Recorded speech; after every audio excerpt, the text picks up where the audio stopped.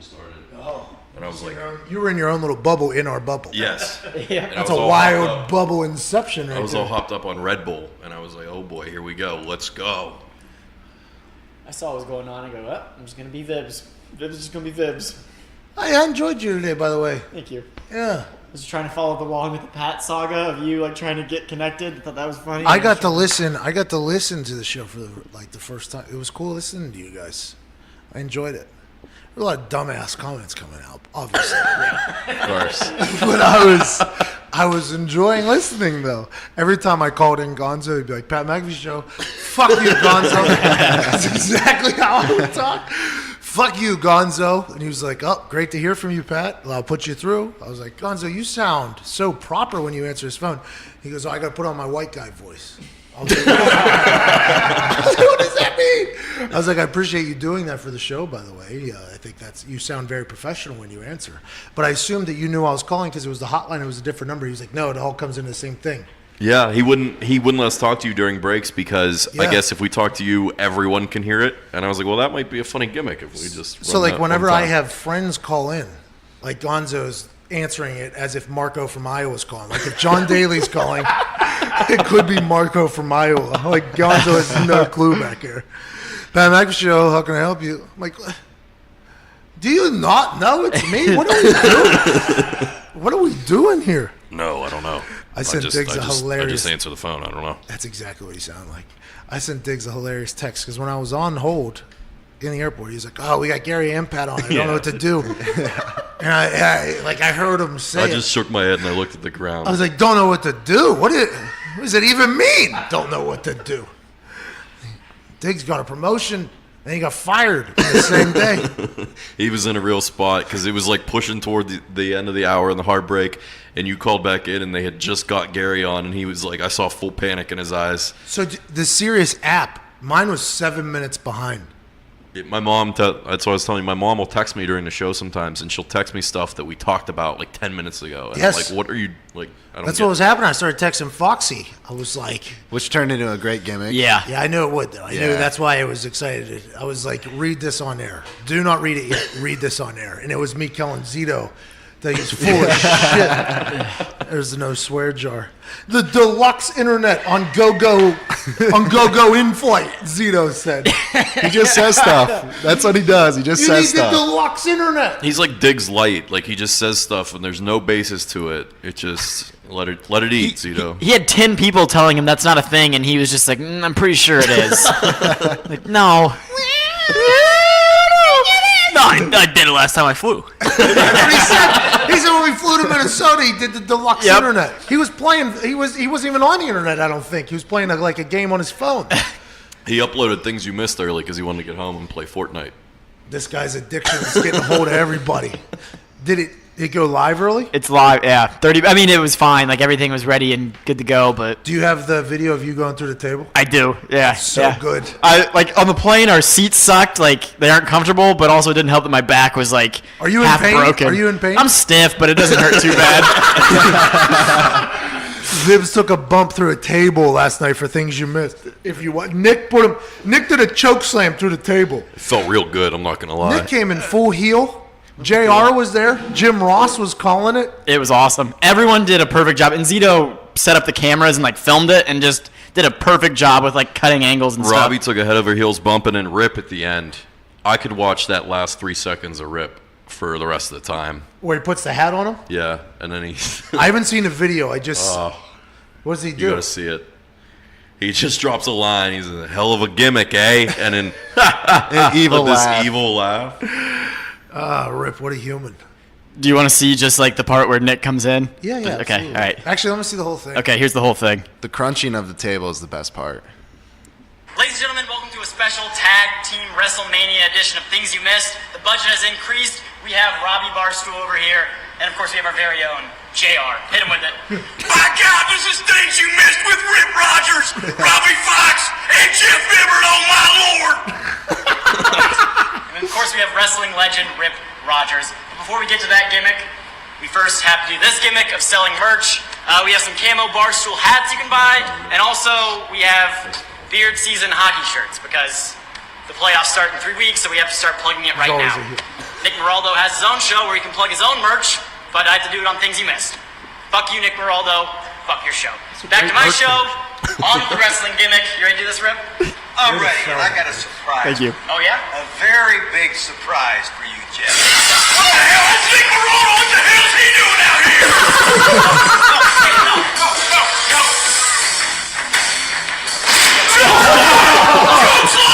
Choke slam! Good God Almighty! Things you missed might be done for!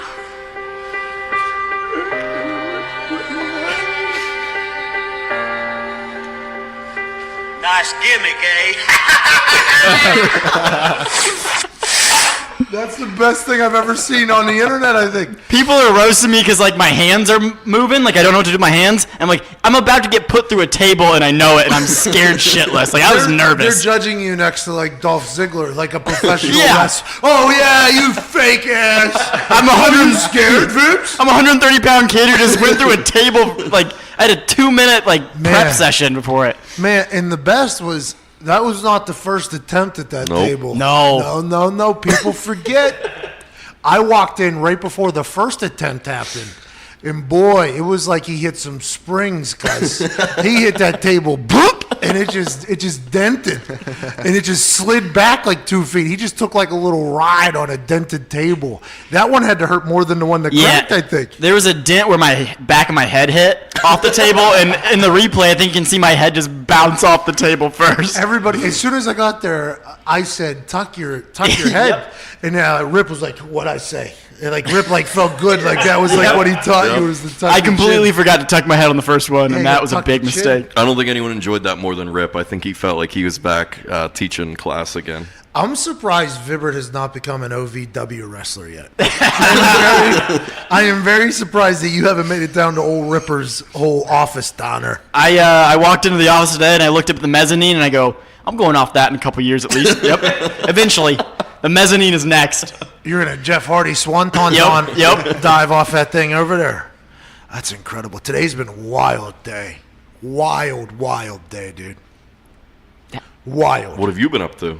Well, I did a serious show from Indianapolis Airport and and the international terminal of the Atlanta airport, which I don't know if that's ever been done before. The nicest terminal, though? It is the night because America tries to catfish foreigners. Mm-hmm. You know what I mean? When they land in the international terminal, it's the nicest thing ever. They're like, holy hell, look at all this modern stuff. You're right. Detroit's like that too. Yep. Yeah. It always is. Every international terminal is a catfish thought of that. situation. Yeah, because their first land, oh, this is so nice. Look how nice America is. They got diamond stores in there. They got high-end bag stores in there. They got everything. And then as soon as you go outside, like the parking garage is falling on itself in Atlanta. They got asbestos over here on the American side, the foreigner side. Did I not say that? As soon as I got off the plane, I was like, there's no ceiling. There's no ceiling. I landed in the domestic area. There was zero ceiling. There was just pipes exposed. There was like actual, what's that called? The stuff that keeps things warm on the Insulation, There's yeah. actual insulation, like just showing right up there. And asbestos is in there. I wouldn't doubt it. And then you walk to the international terminal, it's like, oh, foreigners got it nice over here. You know what I mean? Little kid speaking French in front of me at the Arby's. No free ads. French at Arby's. By the way, I took French, so I had a little moment with the kid. What'd you say? Bonjour, je m'appelle Yum Yum, et toi? What's that mean? Hello, my name's Yum Yum, and you? Your name was Yum Yum in French? Yeah, That's for sure. amazing. That was back when Andy Dick was on his run. He called his Dick as Yum Yum. Yeah. So just being an asshole, I said that I would like my name to be Yum Yum. And my French teacher, Mr. Rivera, was literally from France, had no idea what an Andy Dick was. He said, okay, Yum Yum. And my name was like up on the board, Yum Yum. Like in that class, I was Yum Yum. On my report card or like my grades, it was like Yum Yum McAfee. And it was like, that's hysterical. And I just carried it into French 3 and just kept it moving. I was awesome. Chavo. I took Cha- Spanish. Chavo is a good name. Yeah, it was in tribute to Chavo Guerrero Jr. Would have been tough not to be Jesus in Spanish. Would have been tough not to be Jesus. First day. First day. What's your name? You know what it is, bitch. Jesus. Bro, I walked into this hotel today. Okay, we're at a How are real- the accommodations? really nice. I got the room at the end of the hall, which you would think was a suite. It is not. It's a double. It's a double. I flew coach today. Very humbling day for me. You got to watch the Masters at least. Off a guy next to me. He had this big ass iPad. I didn't know iPads were that big. It looked like a flat screen sitting on this dude's lap. He's like 90 years old. Almost needed a wheelchair to carry that thing out of there. He was brittle, He was a brittle dude. I'm watching the Masters 4K stream on this guy. Yeah, we know. Yeah. He sucked all the It was bandwidth on. 4K. I'm watching these things. Like I heard Foxy be like, "Oh, he drove it into the out of bounds or whatever." Yeah. And I'm like, "I just saw it." Like, You can see the dimples on the golf ball. yeah, my God, hit a old white lady with a white hat back there. Yeah, I seen it. I was in there, but it was not a bad travel. You know, sometimes you need things like that. Sat next to a helicopter pilot on the second link, leg, Yeah. second leg. I told him those things are supposed to crash, right? And he was like, "No, they're not. They're very safe." I was like, I think if I search helicopter on Twitter right now, probably top 5 stories will be them crashing all over the world. If I had to guess.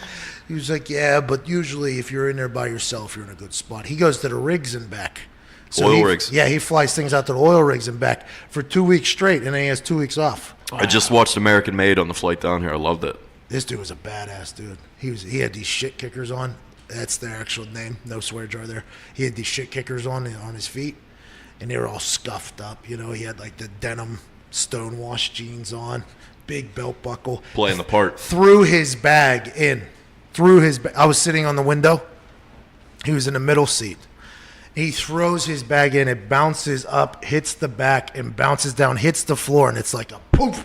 It was like a heavy bag. And then he threw his jacket up into the thing up above the other side, told him to deal with it. Actually, he said deal with it, and then sat down next to me and got like real like comfortable, you know, like alphaed me, like for the dominant position. And I was just like, whatever. What are you going to do? I'm like, well, I don't know what to do. So like the flight went for like an hour or whatever. We're flying. He was watching Downsizing on his. Really? No He way. was watching Downsizing. Let him know. Oh, I let him get in. I let him get an hour into it. I let him get in. It was on the back of the headrest, though. He had the plug-in gimmick thing into the thing, which was really nice. I only have Bluetooth, so I couldn't plug in to watch anything. So I'm watching this guy watch this thing that I know he's going to hate. And he got like an hour into it. And I finally decided to break the ice with old pissed off guy. You know what I mean? And I gave him like a little shrug, and he took his ear things out. That movie's terrible, huh? It's bad. That's a bad one. He was like, this is bad. Yeah, I know. You thought Matt Damon? He was like, yeah. I was like, me too, man.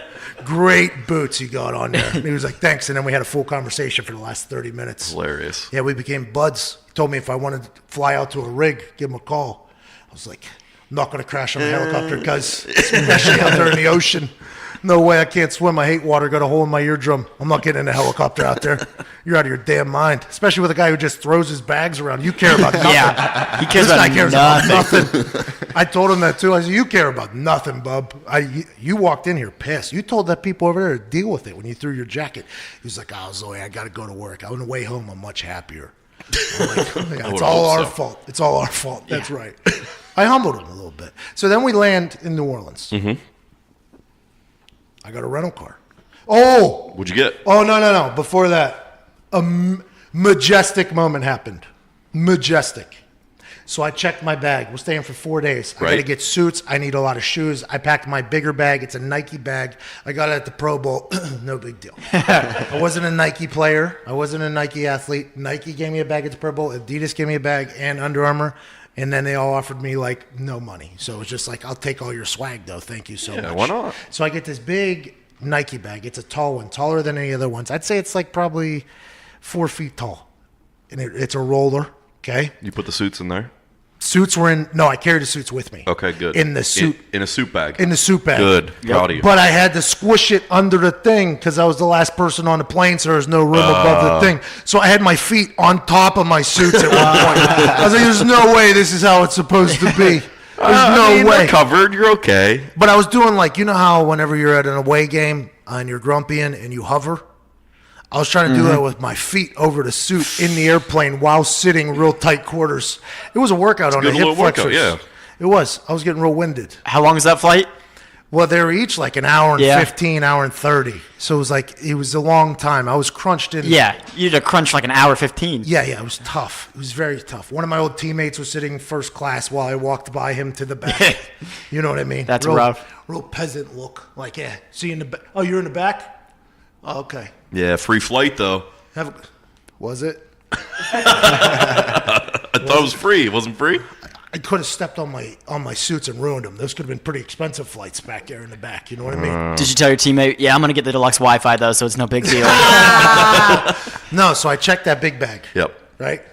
Have But whenever to. you check it in coach, I don't remember, there's no priority sticker on it. Right? So when you check in first class, there's a priority sticker on it. Oh, I didn't know. I wouldn't know that. Well, you'll be there one day. So the priority sticker, your bag comes out first. Okay? It's the first one out. It's a nice treat. It is. It's really nice. It's one of the nicest things about flying, in the in and outness of it. Everything is better in first class, just for future reference. And I've traveled a lot of miles to get those automatic upgrades. I've made a lot of poor financial decisions getting those miles too. Been to Africa, been there, done that, got the t-shirt, got pickpocketed by a little kid. You know that. Got a lot of miles though. So I'm sitting back there, and then I go down, and there's some WrestleMania stuff going on through the airport. I'm like, oh, this is pretty awesome, pretty cool.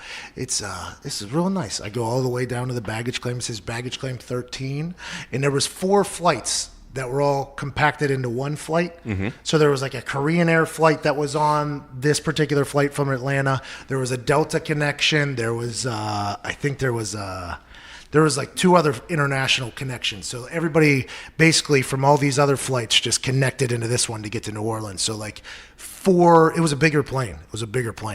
So there's like all these bags start coming out, and I'm just watching it. And I'm watching it. And I'm watching it. And that bag has vitamins in it, like a lot of vitamins in it. So I'm watching it. And I'm just watching that whole, like Punxsutawney Phil is about to pop his head out. Like, let's go, cuz. What are we doing? What are we doing here? And all of a sudden, about 1,000 bags come out, right? It seemed like 45 minutes of bags. It blew its load. It stops. My bag's not there. I'm like, yikes. This is a moment now. So I have to go up to the baggage people. I go, I don't know where my bag is. I give my number because they have the thing. They're like, oh, your bag's back here. So I go in the back. All of a sudden. Of course it is. All of a sudden, I'm George Young, right? Yeah. I go to a place in my mind. I'm like, oh, this is going to be a beautiful story. If I'm WrestleMania weekend, I get caught with some edibles in my bag traveling to New Orleans, right? So I go to the back. I'm walking down a back hallway with a person. Where people aren't supposed to be. No for cops. Sure. No cops. Just a person. So in my mind. TSA? Yeah, it was like a Delta worker. A uniform, though. Yeah, uniform. A worker. We go back there. It was all the oversized bags. So Okay. since my bag was too tall, they accidentally put it in the oversized bags. There was nothing about the drugs at all. So in my mind, I'm walking into the room where the bags are, and I'm like, here we go. George Young, bro. Take yourself into a place. Take yourself into a place. This is going to be a magical stand-up comedy story. And then as soon as the door opened, literally the bag was just right there, and the lady was like, oh, there it is. here's your bag. I'm like, oh, whew. Thought we were getting a possession charge real quick. Let me walk out of here. Walked out, played Black Betty on the Bluetooth headphones, Right. obviously. Walked straight out of that back hallway, straight to the rental car. Got a nice little Toyota SUV, hopped in that thing, drove here, past the Saints complex, flipped them off because Drew Brees and his dumb baby, winning that Super Bowl. Get some better ears, kid. Stupid kid. Stupid Drew Brees. Texted Kobe Fleener. He asked me how my block sales were doing. I said, thanks for asking, Kobe. Thanks for following along. You don't ship to Canada, right? Just continental U.S.? I don't know. I don't think we've I got that. I'd asked that question today. I didn't know what to say. I feel like we got a lot of Canadian listeners. Yeah. We should start shipping blocks to Canada. And we should even think about putting maple syrup on them and like maple leaves and hockey sticks. What else? What else are they good at? Celine Dion's face. Moose. Who? A moose. A moose. We can't Yeah. put curling on there because they suck at it now. Oh, it's an American sport, Yep. bitch! Suck it. There's another swear jar. It was worth it though. So then I get here. Okay, get to the hotel. It is a nice hotel, by the way. Really? Really nice hotel. Is it new or is it like an old school New Orleans style New hotel? New Okay. hotel. Big, nice hotel. Real close to the arena and the stadium, by the way. They're renting out both. Like Yeah. the Super Yeah. Bowl rents out one, right? Super Bowl does their thing. Right. And normally just the basketball players are just kind of hanging out. They got things happening at both all weekend. It's a big weekend. It's the They biggest. take over the entire city. Like, it is a monster ordeal here. You got a balcony? No, I got a window, though. It's not jail cell. Be a lot better if you had a balcony. It'd be a lot better if I had a king bed. I mean, we can start doing a lot of this if you want. Would have been nice if I flew first class. Would have been great if old buddy wasn't streaming the Masters. There's a lot of would be a lot better if, you know. Could have flew with us. We paid more for bags than we did for the flight. Yeah. That's what you're paying for, though. So I get to this hotel. I'm happy you guys got here safe, by the way. Me too. Thank You you. guys just jumped on a Seats were basically made a of cracker box. Seats were made of plastic. Yeah, you guys really rolled the dice more than I ever have in my life. We smuggled on some bags though too. We didn't pay for Yeah, it some was of a these. good move. We Me just and brought them Ty right kinda on. got hustled. A little bit of hustle in there. These guys were talking themselves into. They just wanted to hand money over. No. Don't do that, Foxy. No. Foxy, don't do that. No, she was eyeing down the bags, like, because we had to check. We brought like actual luggage, and then we had the camera bags too. And she saw like the two bags on my bag. She's like, "Oh, you have another personal item with you." And I was like, "All right, well, are they gonna not let me fucking into the gate if I have two of them and I didn't pay for one of them?" So I was like, "Fuck it, I'll just pay for it." So what happened with yours? I just. She looked at us and said, "Everyone else good?" And I looked her square in the eye and I said, "Yep." And I walked away. You lied right to that lady's face. I technically didn't know the rules. Ignorance is I bliss. didn't know we had to pay for the carry-ons. Ignorance is bliss. Yeah, and I was like, all right, well, worst case is I'll just pay for it at the gate. Did you guys sit together? Yeah, cross the aisle. Yeah, it was me and Robbie were in front of Ty and Bibbs, and then they were crossed. Foxy sitting first class. Yeah, No, you we- can say like that. row 19. No, yeah, they gave me first class. That boy, Foxy. Yeah, thank you. You deserve it. They even said, "Are you having Foxy?" And he goes, "Yeah." And they go, A 'cause guy you got come up here. and gave me a seat. It's because Foxy paid for that extra bag. "Yeah." If you guys would have paid for that extra bag, you're sitting first class too. Yeah, they said liars in the back, Nick. I said, yeah, don't worry, paddle reimburse you, dude. It's good. Yeah, it's good. yeah, it's good. Take it out of the pet. Don't worry about it. It's good. I'm happy you guys made it here, though. That was a very crappy. I'm happy to be here. It's going to be sweet. Yeah, it's not bad. This place is a lot different being in it than on the internet. We Yep. got catfished by this place. There were bit. were some filters on the pictures for sure. We definitely got catfished by this Airbnb.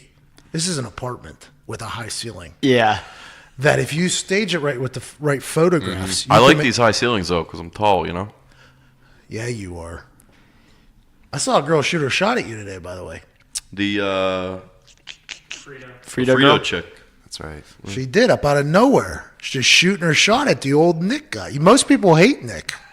I don't know if most. We'll go with. I met a lady in the airport today. Sweet old lady. She's the only person Oh, she fuck said. her. It was like, join the club. Yeah, it was. Nick said the line goes around the block. It was a good line. I enjoyed it. I'm happy you guys got here. Anyways, so I get into the hotel. It's very nice. Drive my own car, valet it. My Is guys. it nicer than this? Yeah. But I bet you the photos on the internet not as nice as this place's photos. Right. Yep. You know what I mean? Good photography. AC just kicked. I'm surprised you guys got air conditioning in here. By the way, looking at this place. TV don't got cable. Hey, look, this is New Orleans. It's unique. There's charm here. You guys There's are in character. Sandra Bullock lives in this. John Goodman has a house here. The Mannings live in this area. This is a very affluent area. That's wild. Vibs is going to become the affluenza kid just over the weekend. You know what I mean? It's possible. It could happen. It very much could happen with him. Yeah, I guess there's a really wealthy area to grab drinks over in this area. Rub elbows with them. And I said, "What do you think this is? The south of France, huh? Right, guys?" What do those rich older couples love, Jeff Ibbert? Oh yeah. They like little skinny white people. Yeah. To do what? You know. I don't. Let the boy watch. I feel like New Orleans would be into that. That's all Vibert kept saying at the Greenbrier. He was just looking around at the Greenbrier, all these yuppie people that are rich, you know. And Vibert's like, a lot of these old guys probably want me to fuck their wives today. That's who we feel about AJ Styles too. To me, he looks like a guy who just comes in and fucks everybody's wife. Like he shows up at the party and fucks dudes' wives. AJ Styles? Yeah, does? he's just got that look to him. Really? I'm starting to like AJ Styles because I did this. He is the Todd McComas of the WWE. He just shows up, has a good time, and parties. Like, I like him. AJ Styles does? Yes.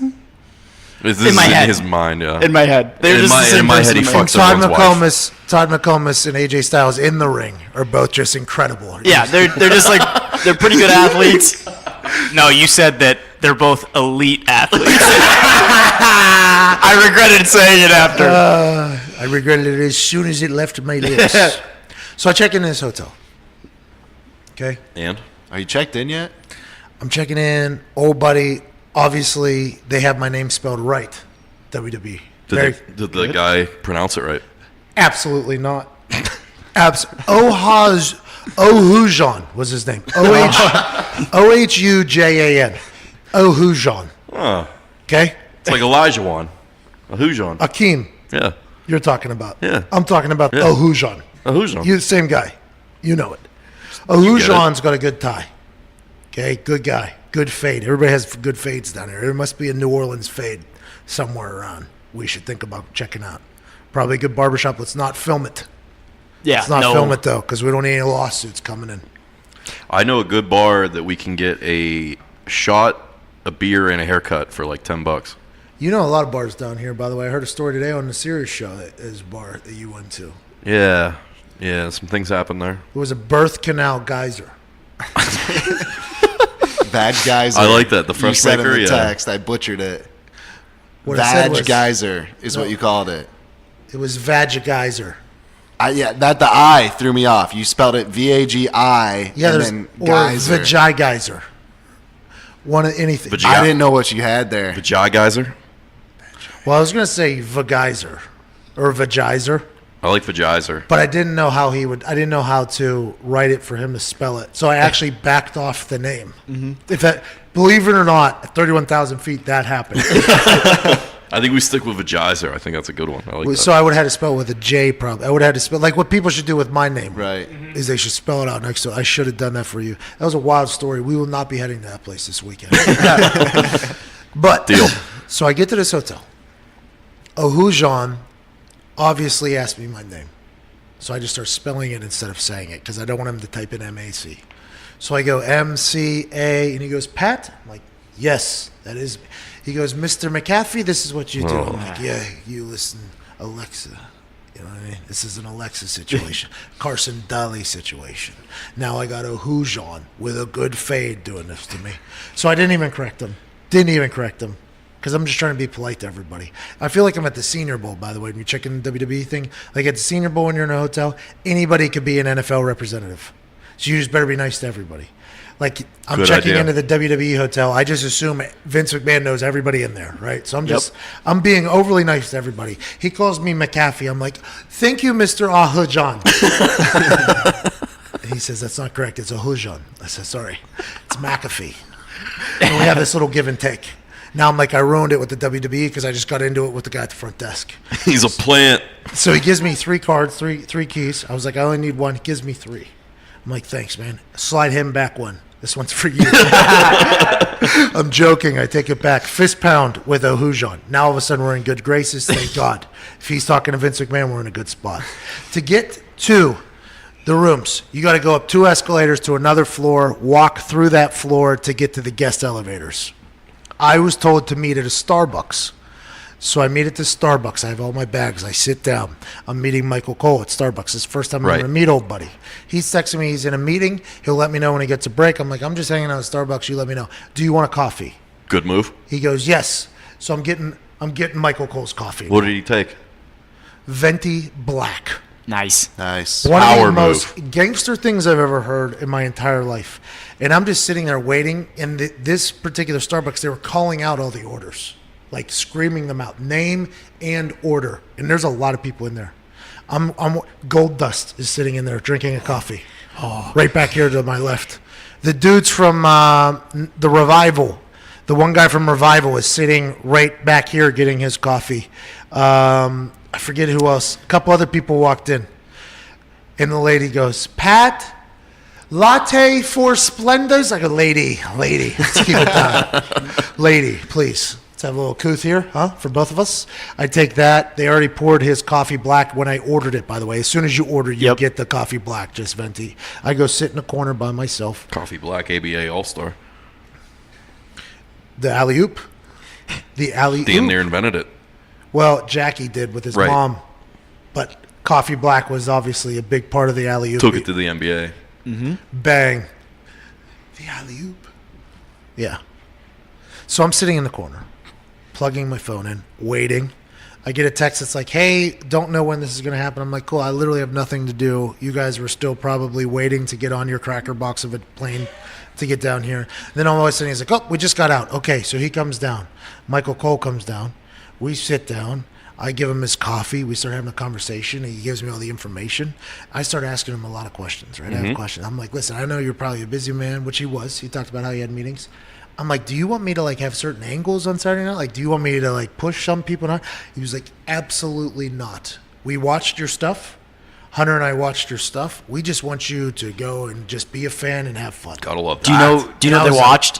What's that? Do you know what they watched of you? In my head, I'm like, I will Yeah. what they saw. Oh. You know what I mean? There's so much How out was there. that not the first question out of your mouth? Oh, what'd you watch?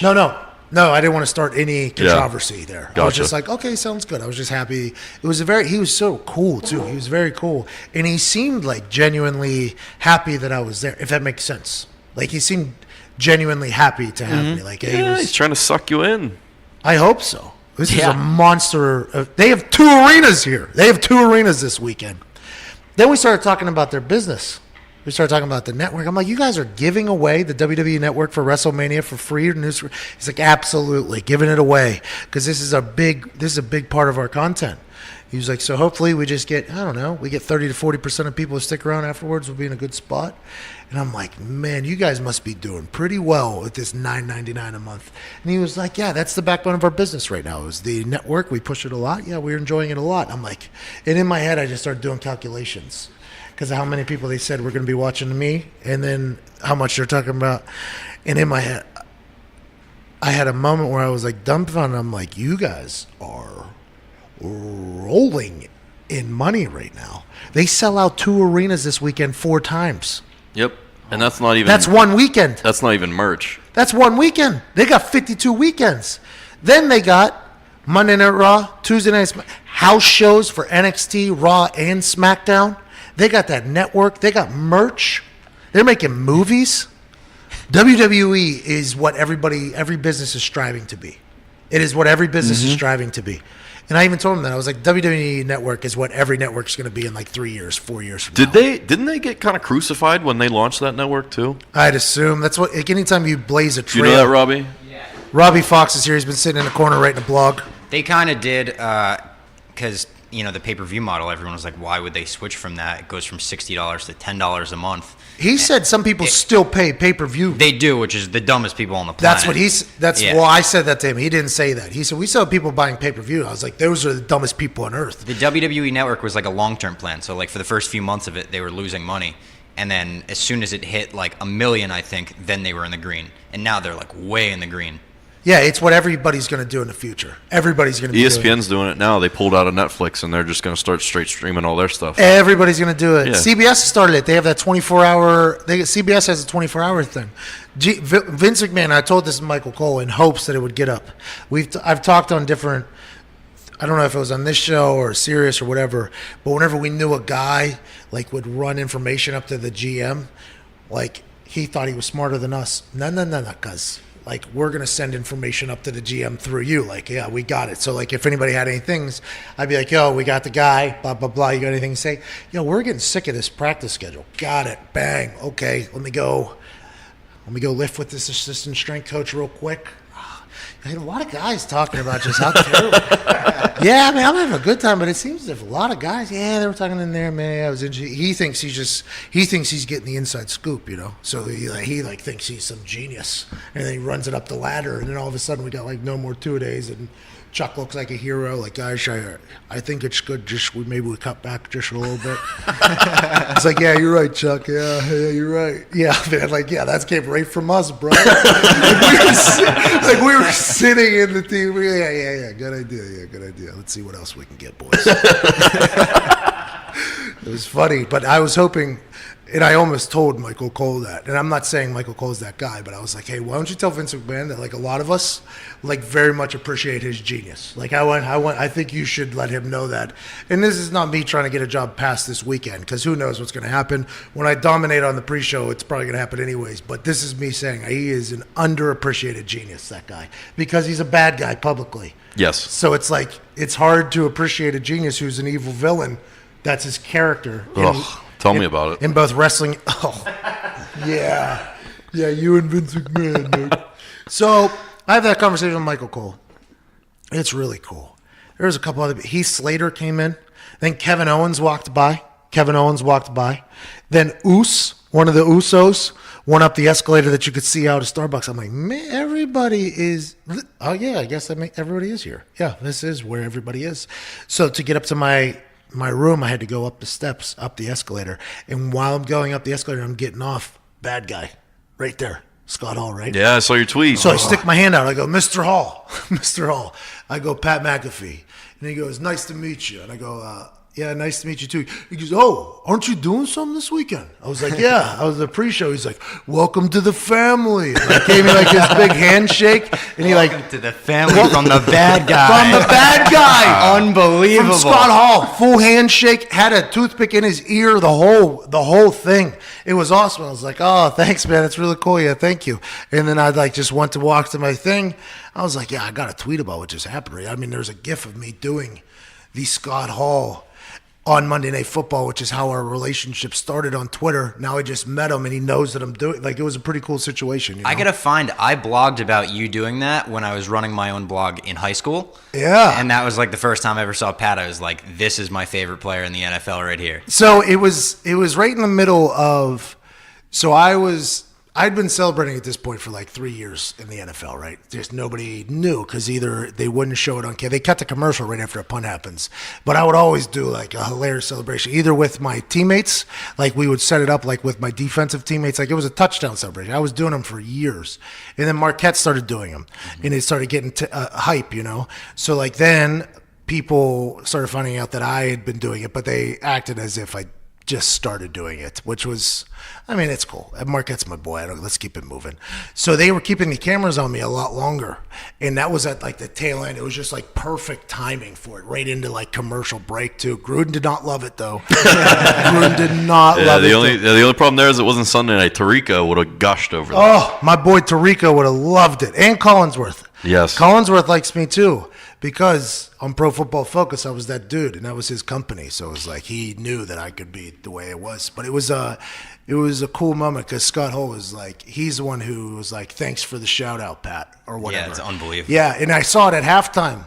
So I was on my phone. Like at halftime, I went in and checked my phone. I was like, I wonder if that made it on TV. And it was like, yep. Oh, yeah, it made it. Oh, yeah, Scott Hall. Okay, good. Let's go ahead and have a day here. That's good news.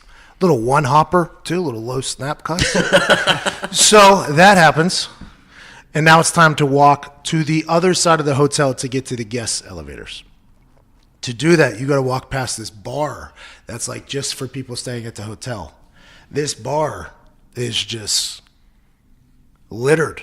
Bray Wyatt is sitting right there with his, I don't know who he was with, a group of people. Looked like he just got out of the ring. Like literally looked like he looks the exact same way. I could see that. Yeah. Like I don't think Makes sense. that ring thing is an outfit, like a costume. I think that's literally like just travel gear. 24/7. That's how yeah. it I looks. think it's one of those things. JBL walks by me, Oh. like big. I'm like, man, big fan. Nice. And he just said thank you and kept walking. I'm like, this place is wild. So I go up to my room, and in the elevator with me, what's his name? Young Sanity Tag Team. Been around. Eric Young? Eric Young. Wow. Eric Young's in the elevator with me. I was like, I watch your fishing show, right? He had a fishing show. Yeah. And he has this really deep voice. He's like, thank you. He's a tiny guy, too. Tiny guy with this deep voice. So I get off. I go to my thing, and I text Barron, right? I go, are you in this hotel that I'm in right now? He goes, yeah, why? I was like, me too, man. He was like, oh, you little Mark boy, how'd you get in here? I was like, I'm a WWE employee. Thank you. Have some respect. He was like, I heard. We're going down to eat. You want to meet us down there? I was like, sure. So I go down there to meet him, right? And he's sitting at that outside bar that I walked by. There's an inside like a restaurant bar in here, and I went in there because they weren't serving like meat. I'm on no carbs, so they weren't serving meat out here, just hors d'oeuvres. So I went inside. So he came down later. He had his family with him. They sat outside. I sat in there at the bar by myself. So I'm sitting at the bar by myself, and I'm talking to the bartender, good guy, Edgar, good guy, great guy, so nice. He goes, "We're going to have a lot of stars here tonight." I was like, "Really?" He said, "Every night." And then just right on cue, Big Show walks in. He's sitting at the sushi bar right over there. He's like, "Every night he eats all of the fish." Edgar tells you, right? So he's sitting over there at the sushi bar. I'm like, holy hell, that is a large man. So I'm trying not to stare at him, just like looking over at him. And he's an immense figure. So it's not even that he is the Big Show. Not even that he was the world's largest athlete, that we watch him do wild things whenever we were younger. It's just that humans that big, you don't see that often. So it's like You can't help but look. Yeah, you're looking at a spectacle of a man sitting at a sushi bar. Is he bigger than the Colts left tackle? What's his name? Costanzo? Yeah. Wow. And he's the biggest man I've ever seen. Yeah, he's bigger than him. So you're like, it's hard not to, you're like, just he's trying to eat. This is kind of a. So I sit down and I order a Caesar salad, a Bud Light, dilly, a water, and a steak, the biggest one they got. I'm setting the tone here. Got some man meat. That steak comes with potatoes too, by the way. So I'm eating steak and potatoes right here with a beer in front of me. Do you eat those potatoes? No. Good. I know. I had good discipline. Big steak, though. It was a big steak. So while I'm eating, I hear a little commotion from like some other people that are sitting at the bar with me. And I turn around and Sting is literally a field goal snap away from me, right? Like sitting right behind me, like just sitting there with his wife, just like you're sitting right there. And I just look, he's wearing a dress shirt, his hair's slicked back. And I literally just stared at him for like 4 seconds. And I turn around and Edgar gives me like a look, and I go, huh? That's all I said. And Edgar's like, it's just getting started. So then Randy Orton walks in with his wife. Randy Orton's with his wife over here in the corner. So now I'm just like surrounded. Who was better looking? Randy Orton? Or his wife? I mean, it's a very attractive couple, but Randy Orton is one of the most handsome things I've ever seen in my life. That dude is unbelievable. He was like holding court almost, by the way, talking to people. I guess he knew people at other tables. He was holding court, talking, cracking jokes. I'm like, okay, Randy Orton's having a good time over there. And then at that moment, kid from our high school walks in. Place is in order. He's obviously in a rush. They were doing something in the room right behind us, so they were coming in through a side door and going out. And he walks in. He's wearing a sleeveless hoodie, just like me, ponytail. Kid from our high school, big old biceps, comes up to the bar. He orders like a quick food. And I like look at him, and I'm like, ain't nobody walking with that dude right now, just standing over there alone. Should I go say hello to Elias right now? Kid went to high school with me. What if he punks me right now, though? I don't know. This would be weird. So I didn't. I didn't do anything. I just sat there. Bold move. He ordered a couple things. Then I saw him sit there. He was standing there like tapping the bar almost, like lonely. I'm like, I got to go see what's up. So I walked over and I hit him. I'm like, Mr. Elias, how's it going? And he looks at me. He gets like real bright face. He's like, Nick told me we're going to be dying. He was like, so I'm like, good to see you, man. And I rattled off a bunch of compliments or whatever. I was like, I'm sitting right over there. He was like, I got to get back to this business gimmick thing. And I was like, okay, sounds good. And he was like, we're going to meet up though. I was like, cool, man, take care. And I started wishing him luck and talking about how, like he's getting good at the guitar. I'm like, hey, you're really doing some good stuff on the guitar out there. He's phenomenal on the guitar. It's like disgusting how good he is, and it almost they don't. I feel like it doesn't do him justice on TV because he only plays a few chords. But he's been playing more though. He's been like playing more. It's been like he's been. I think he's getting more comfortable, and they're probably letting him do a little bit more. I would assume. Yeah. So I told him that whole thing, and I just like basically tickled his taint for like 4 minutes, and I was like, all right, I'm gonna get out of here. See you later. And then as he was on his way out, he stopped over and he was like, by the way, and he tried to congratulate me or whatever.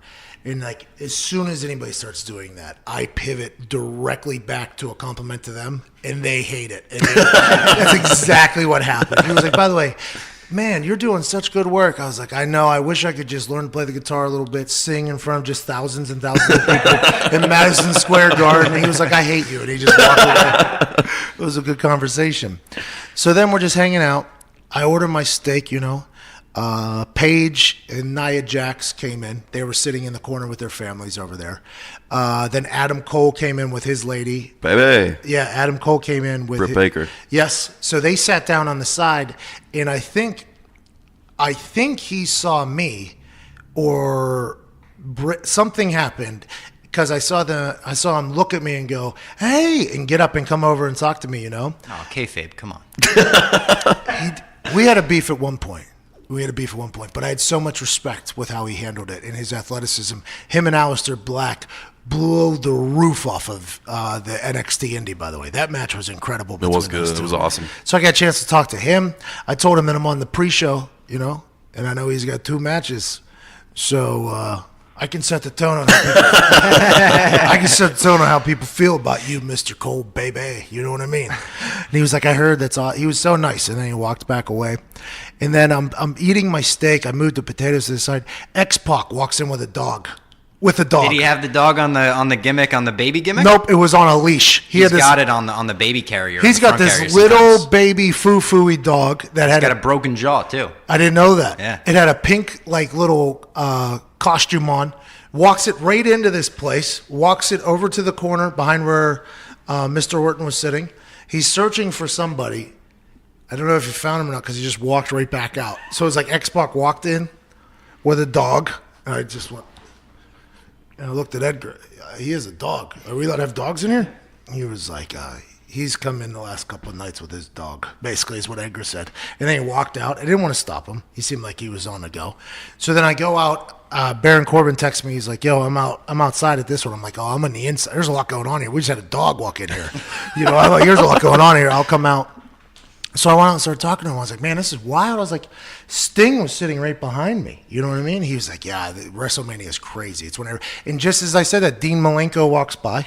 The man of 1,000 holds. Right there. Iceman right there. Just walks by. I'm like, holy hell. Then Corey Graves walks up, starts talking to Baron. I'm like, hi, how's it going? Big fan. He's from literally the town right next to us. Yeah, I did not know that. You told me that. I was blown away. Me neither. I didn't. He was literally from the town right next to us.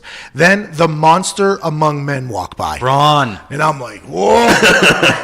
Get these heads. Hey, brains. So he walks by. He sits down. And I'm like, man, that guy is awesome. And Baron's like, here, come meet him. I'm like, no, I don't want to do this. Baron, do not do what you're about to do to me, right? Like, I am not, don't do this. Especially because you just tweeted him. I know you want to be his tag team partner. And his foot. Yeah. Yeah, so he does it. Baron goes and introduces me to him, like makes me look like a kid. He was like, this is my friend. We played on the Colts together. How many years ago was that? I was like 9 years ago. He's like 9 years ago. He played for the Colts. Now he works for Barstool Sports. And Braun goes, I like those guys. They write good articles about me. So I assume that's you. Well, yeah. I got a buddy who apparently sent some of my shit over to Braun while Braun was in surgery, and Braun was like, thanks for putting me over all the time. Yes, so that's what he said to me. So you're the reason he was so nice to me. And I meet him. He says his name. And I go, nice to meet you, man. You really, you really are a monster. Yeah, it's great to meet you, man. Fits the billing. Good. All right, I'm going to get out of here. So I walk to the other side, and I go back to where Baron was sitting with his family. And I go, hey, Baron, don't ever fucking do that to me again. And he starts laughing, right, obviously. I'm like, that was embarrassing. Do not do what you just did to me ever again. He's like, no, he's a cool guy. They all got watches.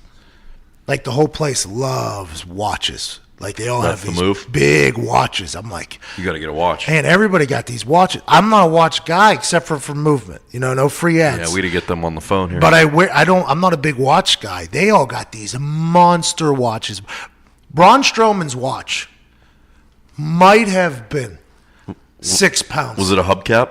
It looked was it like a steering wheel? It was a Latrell Sprewell spinner sitting there on his 20. Dude's got 24s on his wrist. Probably fit that thing around my bicep. It was insane. Yeah, it's like it looked like seeing his headband on his bicep right there on his wrist. So then I'm just sitting there. Sheamus walks in. Sheamus is sitting there. He's probably tough not to stare at too with that translucent, bright white skin. He's bright for sure. He's very bright. Yeah, and then Bobby Roode walked by. It was just like the entire place. It was so hard for me not to just go.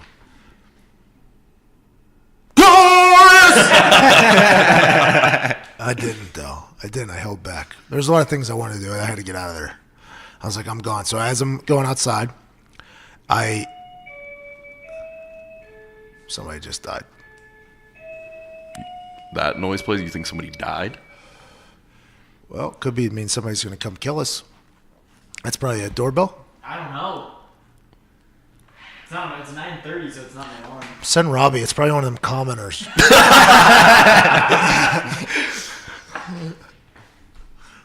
Oh, yep. There's someone out there. Oh, our guy. Oh, this is our guy. Yeah. We completely forgot. We forgot. We invited So then I someone. leave. I get an Uber. The Uber can't make it through the hotel traffic. I walk to the casino. 500 on black. Here we are. Now we're podcasting. Great day. Let's go. It's perfect timing, actually. Because you were late, it's perfect. I'm usually punctual. How was Barrett? Where were you at? Barcadia. Katie, where's that at? Barcadia is. Oh God, I don't know. Do you live Europe full time? Yeah, I'm in Dublin. I live in Dublin. I'm a wrestling fan. So you're here just for WrestleMania? I'm here for WrestleMania. Now I'm here to. And you're blowing up. Yeah, a little bit. Yeah. I'm here to put my own shtick on WrestleMania. I suppose. Like, what if all my characters were? Are they filming you? No, it's just me and my phone. I suppose I just decided I may as well put out some content. Oh, you know. I'm so thankful you came through here. I am so thankful you came. Well, Pat, I was supposed to be doing content for a UK-based company for the WWE, but they turned me down. Why? I don't know. It's because you're Irish. Yeah, probably. Too many. Got Sheamus. They don't need any anymore. They turned me down. And they got Finn Balor as well. They got Finn. Oh yeah, and you Finn's know. a superstar. Finn's a superstar. Have you met those guys over there? I've spoken to Finn. I've only spoken to him on Twitter, and he's from a town called Bray in Wicklow, which is about 30 minutes. I'm from County Cork. From Cork. Yeah. Do you know Roy? Do you know who Roy Keane is? Yeah, the soccer player. Lads, if you know who Roy Keane is, he's a famous soccer player. Yeah. He's tough as nails. He's from County Cork. He's from Cork. Yeah, he played for my favourite Look team, at that. Manchester Everywhere United. you go. You see that? That's like that county of Cork down there. That's all they do. Just create greats. Tim McAfee, one of them. I want to say this as well on the podcast. Gennady Golovkin will be fighting a Cork man potentially by the name of Gary Spike O'Sullivan, because Canelo is obviously out of the fight now. Is fighting huge in Ireland now because Conor McGregor is gigantic? Yeah, pretty big. You guys have taken over the world. Ireland has taken, like, whenever Conor has a fight, it's might as well be Dublin, wherever it's pretty at. big. It's just because of how brash he is, and I suppose he's from an area called Crumlin in Dublin, and it's a working class area of Dublin, and there's characters there, and there's genuinely funny people there. Yes, Conor McGregor is a genuinely funny He's person. a funny bastard, like, and I know people like that. I know people like that who are just click of the finger off the cuff, just funny. Anything you hit them with, they'll hit you back with something. Like, he's that kind of character. Today he had a wild situation. Today was wild. It was pretty wild. It was a bit mental, to be honest with you. It was a bit what? It was a bit mental. Okay. Bit crazy. I thought you said mantle, like put it up on a mantle. I thought it was like I thought you said it was like a trophy there. That's on me. I was like, okay, so Ireland's all in on every. Yeah, it was a little mental. Yeah, I mean, it's hard. It was hard to watch, to be honest with you, because I know you see him in the press conferences, like throwing the monster cans and the bottles at Nate.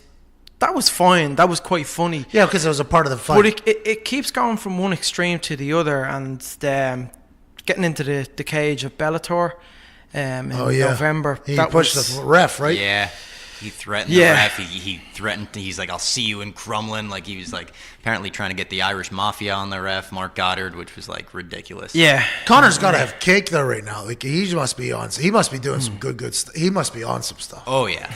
Right, like he's doing some. He's got to be partying pretty hard. We all assume that, right? I saw him pick up a parking brigade. I saw him pick up that thing, and I'm like, I ain't never seen a sober guy do that. I ain't never seen a sober guy do that. The whole basis of it was, now, I mean, you have to feel sorry for the other fighters on the bus, but Khabib was on the bus apparently. Khabib had cornered Artem Conor's teammate, earlier on in the week, in the Fighters Hotel, and Khabib's team cornered poor old Artem, and Conor had seen this video And tried to punk him?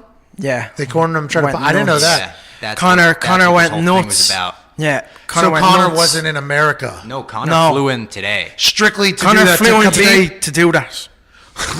That's $100 million I'm not giving a damn. This kind of changes my whole thought about it now. If I'm a $100 millionaire and I got cake, $100 million is cake forever and ever. Amen. My whole family. And then I see somebody trying to punk my friend. I'm gonna hop off my yacht on a private plane, show up, invade the building like DX did. It was Invade DX the building style. like DX did to Nitro. Yep. And then I'm just gonna try to hurt a guy who's on a bus. I mean, I think I respect When I it. saw him throwing the guardrail, I was like, "This is like a wrestling work right here. This is Yeah. insane." Yeah, You almost have to respect the loyalty to his boy who got cornered by Huge Khabib. loyalty. Issue is we got 3 fights canceled on the card now because 3? Yeah, when he Al just learned a lot right there. yeah. So when he I thought threw there was the only dolly one. through the window, glass shattered into Ray Borg and Michael Chies's eyes, and both of them are now off the card. By the way- as well as Artem because he is being Yes, punished yes. for McGregor doing this. well, Rose was nearly injured too. She was, but she's good. She's all Yeah, good. well, At I mean, Impressionist Al, at Impressionist Style on Twitter. Yeah, that's the one. Yeah, and you're from the Ireland town. I'm from the Ireland town. Yeah, I respect what Conor did all of a sudden because now I'm like I didn't know that backstory right there. I had no clue. I almost respect. are it. you waiting for me to interject this impression or what? Yeah, I'm You excited. respect what I did? And I did what I had to do. Do you know what I mean? Artem was cornered by that little fucking bitch. I mean, that Dagestani little bitch. He can't even swim. He doesn't even know how to go. He doesn't even know how to use his hands. He just brings them down. Oh, look at me and my sambo wrestling. I swear to God, if I get him, I'm gonna fucking knock him out. He won't be able to stand with me. That's the problem with this little bitch. So, I mean. And Dana can talk all he wants. Dana knows it's a publicity stunt. That's all it is. It's a big fight between me and Khabib. We're all forgetting about little Max who I fucking smacked around a few years ago, so I mean, I don't know. Where have you been, Conor? What have you been up to? I'm in New Orleans now. I'm going to be at WrestleMania tomorrow. Vinny Mac pays what? Brock Lesnar $5 million. He's giving me $15 million just to sit front row.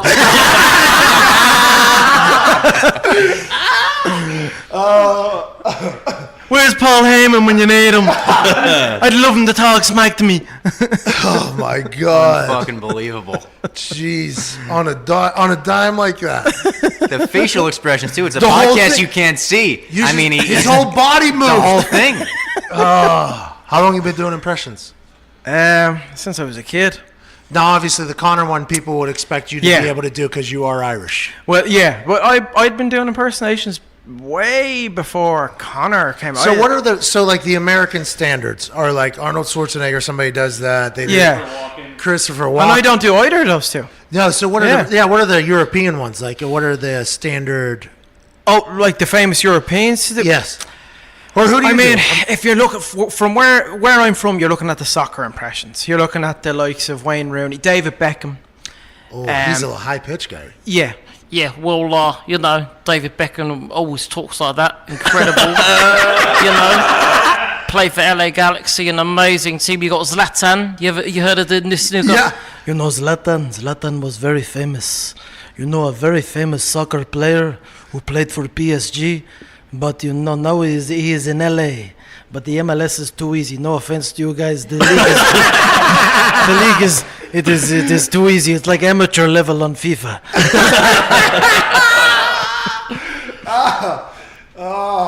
But there's the actors, and Pesci's my favorite to do. Here you talking? What the fuck are you doing? You're talking like this all the fucking time. What the fuck am I gonna do? Let me tell you something about. I'm talking about this fucking Cena Taker thing. They're all talking about the build up to this. What the fuck is Cena doing? What do they do with his fucking hands? He puts his hand in front of his head. You can't fucking see me. I can't see you through your fucking hand, you stupid cap wearing prick. No offense to you. You're wearing a cap. No fucking the fuck out of here. I tell you. I'll come out to the fucking ring instead of Taker. I'll go out in the bicycle like the American fucking badass. Right? That Sean would be losing his mind right now. Oh, ow. Oh, my God. Out of nowhere. Out of nowhere. Do you do any wrestling impressions? I just do Austin, but it's very generic. And it's I'm a huge wrestling fan. I do more boxing impersonations than I do wrestling. I mean, you did travel here for the wrestling. So yeah, I'm a fan. I think yeah. How long is that flight? 11 hours. Yikes. Yeah, flew to Newark, then Newark to New Orleans, and they my bag as well. Oh, is it gone? It's not gone. No, it's just delayed. They're delivering it to my hotel. Still in New York. You got no chance. I'm in these clothes all week. My bad. I thought I was getting George Young'd because I have some vitamins in my bag, and it was in a back overly sized bag department, back in hallway. I thought I lost my bag too. I thought I was in say it's a bad feeling. Yeah. When your bag doesn't show up. It's the worst. Yeah, it's bad. You see your nightmare. What all did I have in there? Well, you want to see the lady who called me over? Like, she called me over and she was real short at me. I said, is there a reason why my bag is not there? I don't know. What do you mean you don't? Like, well, what do you mean you don't know? I just don't know. Okay. She said to me. So I said, no, like, and I have to say, like, I am technically a foreigner over here, so I'm not going to give any lip because I probably won't get on a fucking flight home. So I just said, okay, no problem. Just let me know when it's delivered to the hotel. Like, you should get into your impressions in moments. That's it. Conor McGregor should have came out right there. Well, when you get a heckler, it's so great. You could do the Pesci to them, and you just rip at them, or Pacino. I gotta tell you, every time they want to fucking test me, I gotta give them shit, because I can't take it anymore. I can't take all this shit. They forgot my fucking luggage. And let me tell you something. I know they try to replicate that speech from Any Given Sunday all the fucking time. They try it. Oh. So you do stand-up around Europe, I assume? Yeah. Well, it's stand-up in Ireland, in the UK mainly. I'm going to be very busy around the time of the World Cup. I almost just died right there. That was a big one. That's on me. I was laughing during the Pacino thing, and then it almost came down. Too much vitamins. I almost wish that lady would have stole my bag. Thank you so much. Yeah, World Cup's probably huge for you, right?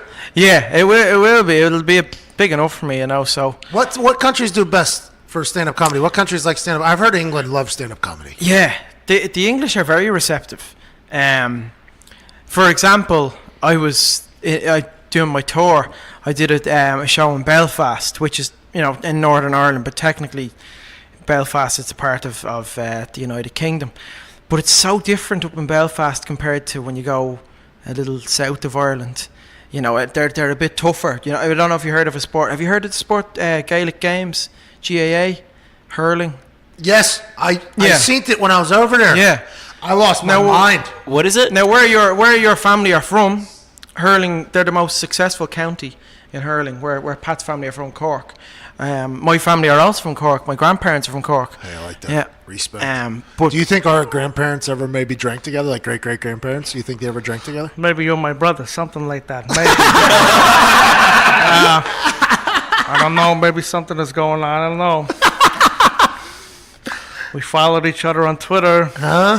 Yeah. And they're going to be collecting social media and fucking electricity, all that electronic shit as relative shit in a couple of years because it's so fucked. But yeah. I know what I'm talking about. But I want to punch Trump in the face. I want to do that. So the hurling. Yeah, it's a great sport. Yeah, I remember I wanted to go to a game because there were sevens. I was there Yeah. for the rugby sevens as well. So when Ireland won, I don't know if you guys win all the time. They won the rugby sevens for Yeah.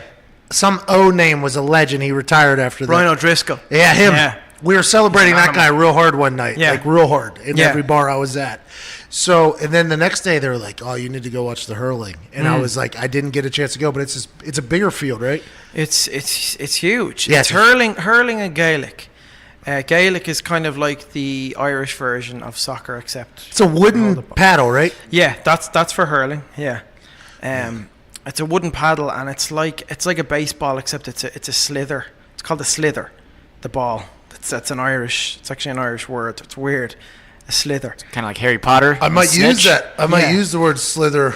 Like, should. but it's such a fast-paced game. Yeah, You know? right, a slither. And when you score a goal, I don't know if I can say. it. Yes. when you score a goal in hurling, it's the equivalent of 3 points, and when you score a point is a point. So there's two So two Belfast, different kinds they of play scores. that. There's a lot of brutes up there that play the Belfast. You said Belfast. Yeah, but there would be up in the north. Yeah, there'd be some teams in the north have. So the north is where car bombs come from, right? Like not actual ones, like the drinks, car bombs. Guinness, Jameson, I Baileys. think so. Yeah. Now I've had a car bomb up here before, and I was here in New Orleans 6 years ago, and I had a car bomb. What the hell is in that? Jesus Christ! My dad drinks them to sober up. He says he drinks them to sober up. He'll have like 5, 6 before he leaves. They're crazy. Yeah, it's a terrible decision. They're nuts. They are nuts. Yeah, I But agree. they're good. They are good. They do you taste know. good. Yeah, but they really They taste great. Yeah, it's like a coffee feeling. Yeah, Yeah. that's exactly it. Except you The won't opposite. remember drinking. Maybe on the sixth one. Jesus, they're great, lovely, nice cappuccino here. What do you have all weekend? Are you doing shows down here? Or are you just working? No, I'm here as a fan. I seen your tweet and I just said I'd tweet you back because you. I'm thankful you did because you know where I was. I was sitting I seen this. one Yeah. step away from Sting, and then you send me a tweet. It was a real wild time to be Stop. alive. Randy Orton's to my right. I got this guy from Ireland DMing me. I'm like, okay, this incredibly talented guy, by the way. The video you, that when the storm was happening, Yeah. I don't know who that was filmed great. it. Yeah, that's where it all took off. Yeah. Whenever you were Conor McGregor in the storm. Yeah. Well, I don't know. Did you see the video before that? 6 months prior to that. I don't think so. I'm being serious. I don't think I did. I stormed the Is this the one, stage. the suit shop one? No, the one with Floyd Mayweather. No. Yeah, I stormed the stage with Floyd The Mayweather Mayweathers? in March, 3 months before, 3 or 4 months before the fight was announced. I went up as McGregor, and I said, "Make the fight happen. The $100 million fight. We all want it." And it was actually a few months before it was announced. And it was filmed? It was filmed, yeah. Did anybody think Oh, it's on my Facebook page and everything. It's my biggest. that one's bigger Yeah. than the storm? Yeah, way bigger. Yeah, that's at about 11 million views on Facebook. Hey, Block Dad, he's close to 9, 10 million. My dad did a block set trick. Did you see that video? No.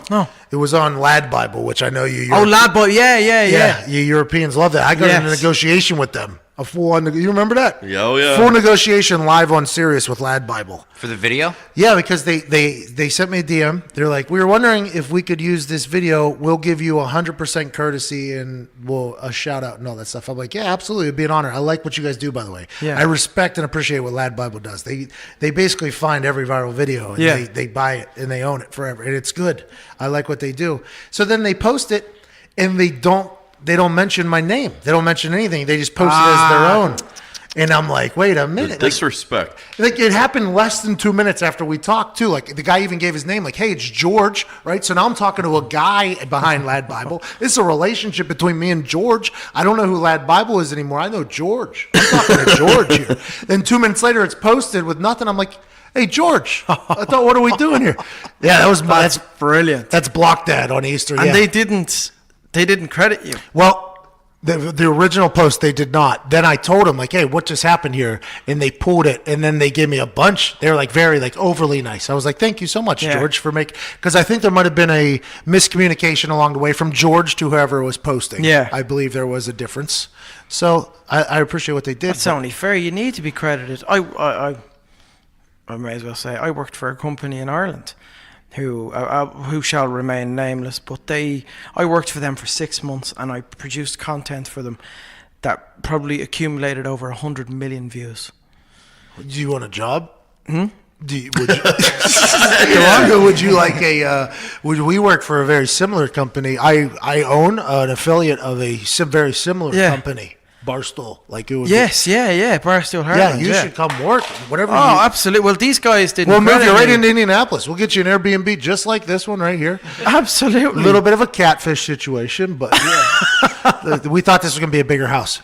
But you work for a company in Ireland. I worked for them. Yeah. So a content creation company. Content creation company. I recorded audio for them. I created a song for them for the European Championships in the soccer for Ireland. That gained over about 5 million views, and that in Ireland. So it became like the national song. It was a national song. What is the population of Ireland? 6 million. 6 million people. What's the size? Pennsylvania. Yeah, I would say just a little bigger than the state of New York. So smaller than Pennsylvania, right? Yeah, it's very small. It's extremely small. What is it? It would be considered, if Ireland was in the States, it would be considered an extremely small state. Really small. I went to the Cliffs of Moher. Oh, it's beautiful. Beautiful. Beautiful. Storm came flying in when we were at the bottom. Yeah. I was like, oh, it's ruined. We had to pay to go see these cliffs. Yeah. So it's ruined.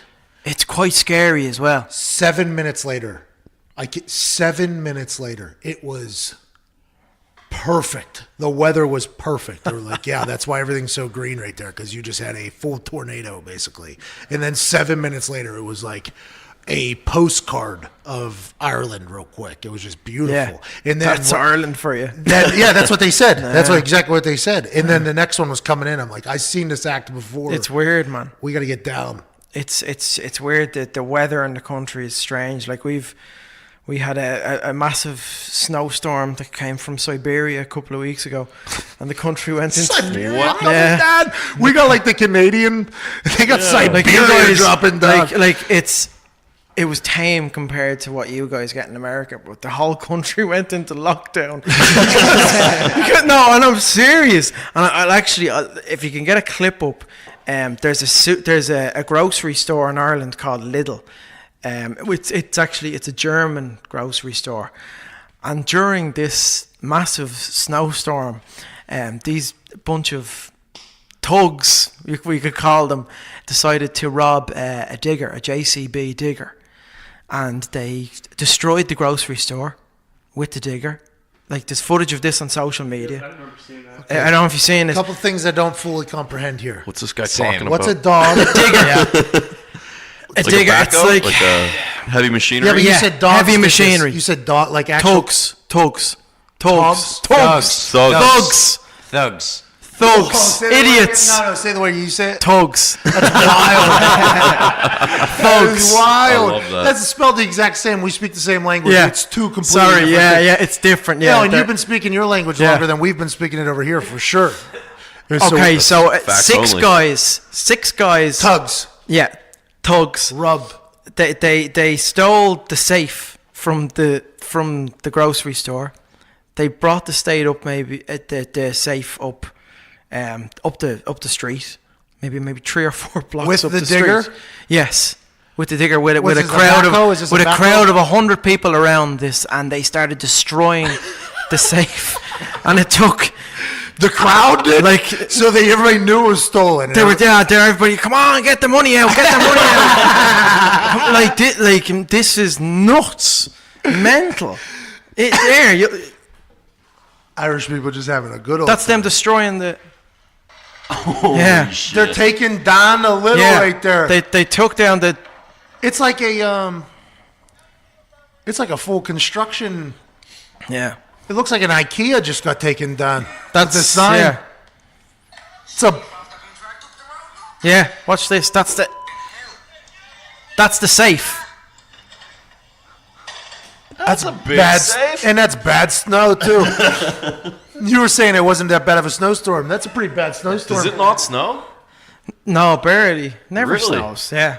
And when it does, like the whole country goes into lockdown. Yeah, you guys robbed And the local grocery store. Everyone is off work. Like our prime minister was on the television making a state of an emergency announcement. How does it not snow? It's so far north. I don't know. Siberia, they said. Siberia. Yeah, came down. it's so strange. Wow. England got it too. The UK got it. Yeah, that's crazy. Well, I think it's about does it for this. You feel pretty good about it? You gotta let Ty give him one. Oh yeah, Ty does impressions. Do you do impressions? Do you know American football at all? I do. Well, of course, I'd know the John Maddens And the John. and I know Frank Caliendo does very good. Have you met Frank Caliendo? No, I'd love to meet. He's one of my heroes. So when you come work for us, it'll be easy. There's he's coming to Indianapolis here in a couple of weeks, I think. He's a good ping pong player. We got a ping pong table at the office. I guess he's a good ping pong player. He is a legend. He's a good impressionist. Yeah, he's a very good impressionist. He got deals with Fox and ESPN. That's a really good impressionist. Yeah, That's it. Yeah, That's a really that's goals right there. Yeah, and freedom to do whatever he wanted too. I think. Like I just need Connor to be a good lad. Do you know what I mean? Just be good, Connor. Do you know? Stop. Stop me. You know what I mean? for both of us. I know I have a repertoire. Have you met Connor? I've met Connor. Does Connor enjoy you or hate you? This is what Connor said to me. He said, I mean, I don't like the impression you do of me, to be honest with you. I don't appreciate it. But the other ones are very good. So you're all right there. But the one you do on me sounds absolutely nothing like me. That's what he said to me. I want to hear your impressions. He's got this John Gruden you're about to hear. Do you know John Gruden? No. Sorry. That's unbelievable. This guy. I know. I'm so sorry. It's unbelievable. So all the ones you know are probably the old ones, which I assume Ty has something. Do you know Trump? Though. You know Trump? I do Trump. Do you do Trump? Oh. How you doing, buddy? It's nice to finally meet a guy from Ireland. Usually I can't stand any of the fuckers over there. You know what? It's a really beautiful country. Let me tell you about Ireland. I really like it. Really, really tremendous people. I met the Prime Minister a couple of weeks ago. Really nice guy. We made great trade decisions. It's going to be very good between Ireland and the US of A. Looking forward to it. The little wiggle is the best part. Yeah, the man you're I'm never going to get back into this country again. You're back here for a while, big bro. So hold on. Do you watch like Jimmy Fallon do the impression, or do you watch other people do the impression, or do you I watch Trump. Strictly watch Trump? Like Frank Caliendo, I got a chance to talk to him. He said he just goes in and he like studies film for like hours on people, and he like catches their everything. He like watches film on them. Yeah. And that's something I assume you have to. That's what you do, and you. A lot of people ask me, do you go in front of a mirror? No, I don't. I watch the interview, and then I constantly speak to myself as that person for hours on end. And that's probably how Frank does it. It's because just, then in your head you just switch into that character. Yeah, and it's getting the tones right for the character. There's a lot of perfection involved in it, you know. Yeah, because it's the little subtle things that you there.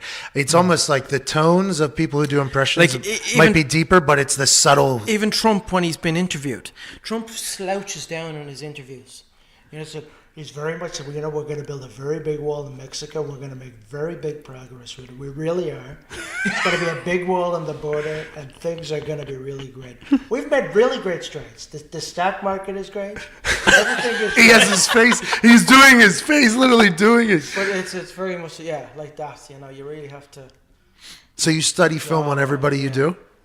Yeah, you have to. So Conor McGregor, whenever he was doing that press tour, was just like beautiful for you. You're like, oh, here we go. Just more and more. There's so much of him. It has to be somebody who has a lot of film, I assume. Yeah, well, and recently I learned, tried to do Tiger, but I don't know if it's up to par yet. Has anybody heard Tiger speak? Last time I heard him speak, he was like saying that he's got a new, I don't know, profound if it's gonna be good or not. dedication to Buddha, and he's sorry for what he did. It was a press conference. He's a Buddhist now? Oh, I didn't know that. He did that during his. I enjoy that. The only time I've I heard don't know him if he's speak. no Padraig Harrington. I do him. The only time I've heard him, I don't know Padraig. He's the Irish golfer. Patty.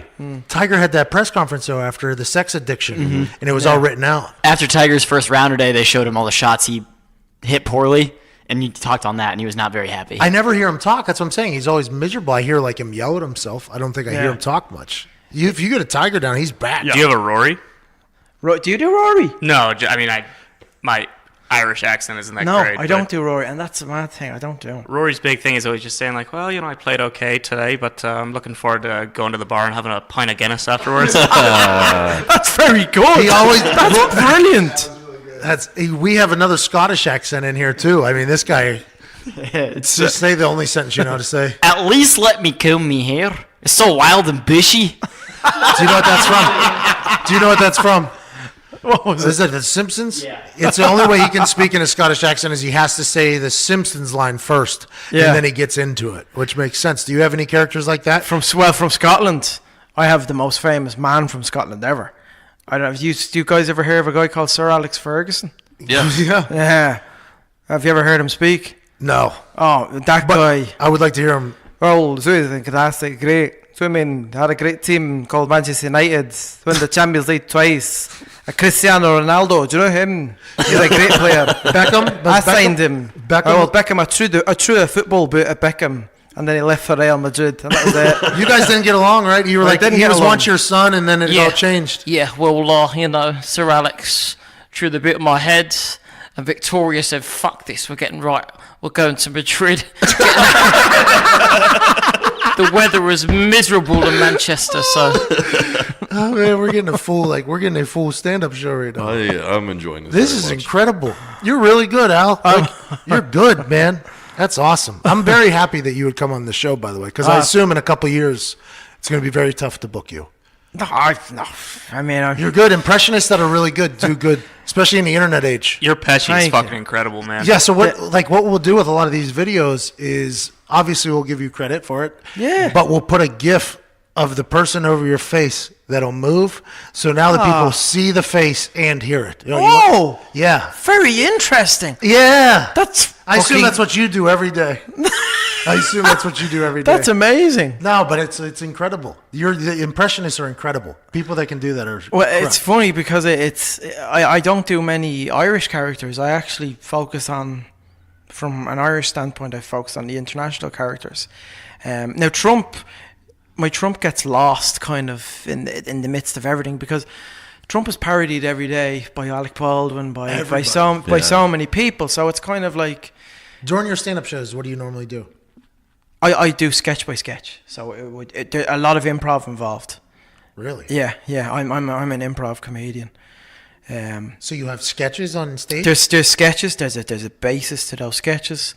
I run with it. Like a set, or are you just with a microphone? A set. There's a mix of VT, video, me interacting in time. Really? With characters. Yeah. Have you ever seen Mama's Boys? Is that what it's called? Nope. No. It was an Irish show, sitcom. It was a guy dressed up as a grandma. Might have been a British show. Mrs. Brown's Boys. Mrs. Brown's Boys. How do you know that? I know the guy who is Mrs. Brown, and Brendan O'Carroll. Yeah. He's as Trump would say, he's a very good friend of mine. He's a really, really great friend of mine. No, he is. He's a good friend of my family and all, but he's done so well. That Mrs. Brown's Boys was incredible. Yeah. I stumbled upon it, really gone on vitamins on YouTube one time. Yeah. And I accidentally watched one clip. I was deep in a wormhole. Yeah. And I accidentally watched one clip, and I lost it. It's brilliant. This old lady. It's this guy dressed up as an old lady. Yeah. And she is just raw and wide open. Yeah. And her kids are it's hysterical. It's the one brilliant. where it's actually like an extreme version of Roseanne. That's what it's kind of like. Yeah, it kind of is. In a sense. And I seen even the Roseanne ratings got over like 18 million. It got coverage as well over in Europe as well. 18 million, that's record breaking. That Mrs. Brown's Boys was unbelievable. You should, if you want to watch a good Irish sitcom as well. I don't know if you heard of. You ever hear of Father Ted? Father Ted is a satirical take on the Catholic Church in Ireland. Yep, all in. Let me write it down. Hold on, we do a lot of that on this show. Lads, Father Ted is one of the funniest sitcoms you'll ever watch. It's mental. It's funny. It's Like just throw a parking barrier through it's a like bus mental. That was mental earlier, right? Do you know what? Along the lines of that. Okay, along so the it's lines. Father Ted. Father, like father. Father Ted. All right, got it. Father Ted. Perfect. Mrs. Brown's this show, you got to watch it. She has the one where they're like the clip that got me was these two guys are coming to sell her some religion of some sort. They're two like Christian boys, and they come in. They're supposed to be talking to her, right? And she sits them down, and it becomes this entire hilarious give and take about the Bible real quick. And she's just this old. She's dressed up as this old lady, like she looks like a 90-year-old. But it's a he, yeah. But it's a he with like a sharp tongue, Yeah. and just talking in a lady's voice, Yeah. and it's just like a verbal lashing to these two kids, and then kicks them out of the house. And I was like, I don't know who this is, but I want to watch more of it. And I just started watching. Brilliant. I started watching all the clips on YouTube. I Yeah. even ordered the DVD, and it never got sent. That's amazing. Your friend of your family got my money. Because Brendan, who plays Mrs. Brent, he'd love this as well. Like the fact that it's getting the kind of coverage over here. He'd like. Does he still film them? He stopped, right? It's huge in Ireland. It's huge in the UK, and it's massive in Australia. He still films? Oh yeah, he does live shows and everything. If I could get in an episode, that's probably on the bucket list. Oh, you should come over to one of the shows.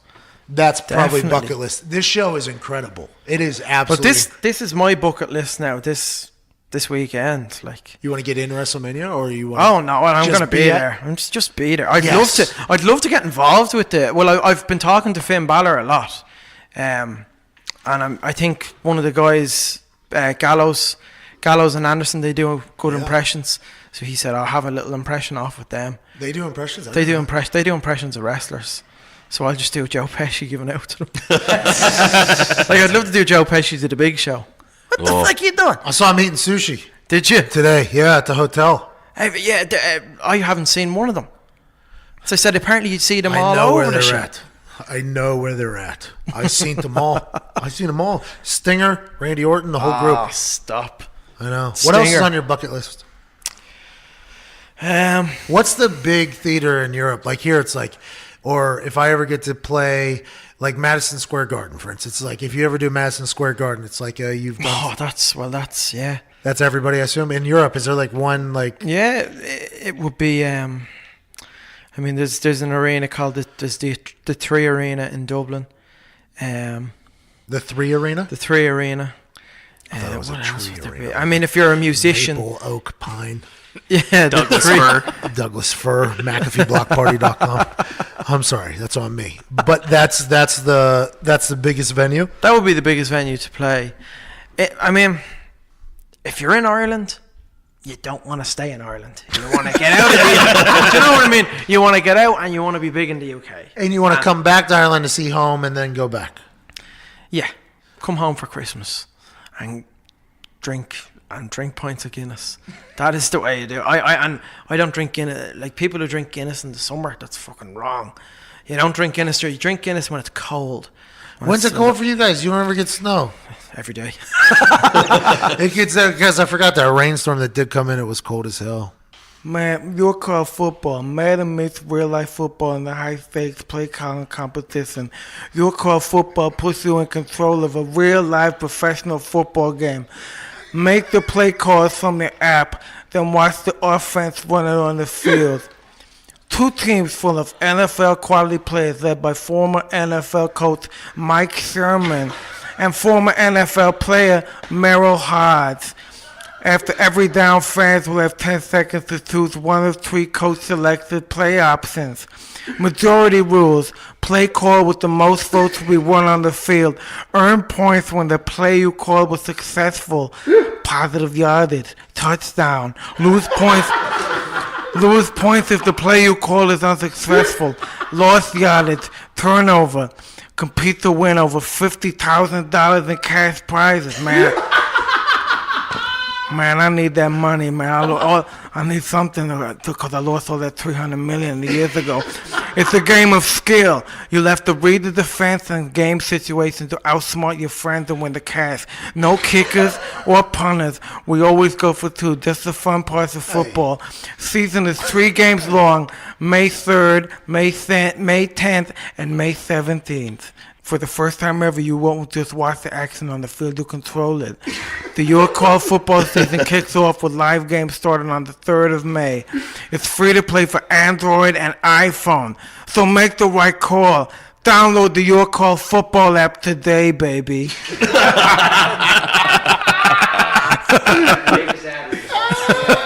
There's never been a better ad read in the history of podcasting. Jesus Christ. Hey, Connor, What's up? you love a suit that fits perfectly, don't you? I love a very good suit that fits perfectly everywhere. Do you know what I mean? It has to be nice and tight. Do you know what I mean? Oh, it's funny you say that because there's a company. Nothing baggy about it. Do you know what I mean? What's that? Nothing baggy about it. Yeah, well, Nothing baggy. I don't like that shit. It doesn't look good. No, it's not good. You want to look good. I look good every time, Pat. Every time. Well, that's why you need a tailored suit, and there's only one place to go, Indochino. Indochino is the world's largest made-to-measure menswear company and has been featured in major publications including GQ, Forbes, and Fast Company. They make suits and shirts made to your exact measurements for a great fit. You hear that, Connor? Lovely fit. To your exact measurements, Connor. What are your measurements? I'm not telling you my measurements. Don't you be asking me about my measurements. Nobody knows my measurements, okay? You're right. Guys love the wide selection of high-quality fabrics and the option to personalize all the details, including your lapel, lining, and your monogram, Connor. All 3 of those. Visit a showroom or shop online at Indochino.com. Pick your fabric, choose your customizations, submit your measurements, wait for your custom suit to arrive in just a few weeks. This week, my listeners can get any premium Indochino suit for just $379, Connor. $379. $379. Yes. Is that not insane? That is insane. In a very good way. Not in a way where you throw trolleys on a bus. At Indochino.com when you enter Pat at checkout. That's 50% off the regular price for a made-to-measure premium suit. Plus shipping is free. Wow. That's Indochino.com, promo code Pat for any premium suit for just $379 and free shipping. Incredible deal for a suit that will fit you better than anything off the rack ever could. You got to get that tailored, cuz. Don't you, Connor? Absolutely. Hey, Very this one's for important. you.